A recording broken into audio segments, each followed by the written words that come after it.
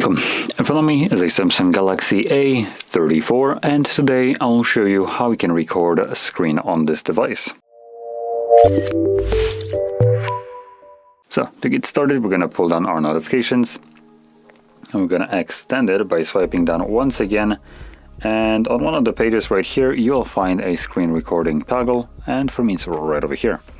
Once you see this toggle, simply press on it. It will bring up overlay right here and give you the option to record sound, either non-media or media and mic. And also you can record the touch inputs from the screen on a screen recording as a semi-transparent gray dot.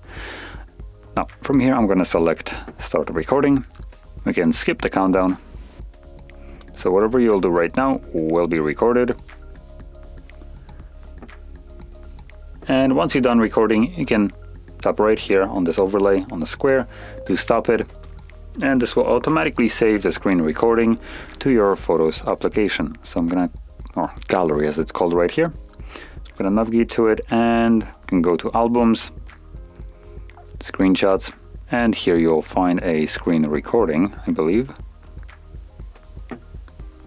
or not. Well, I guess it's in recent.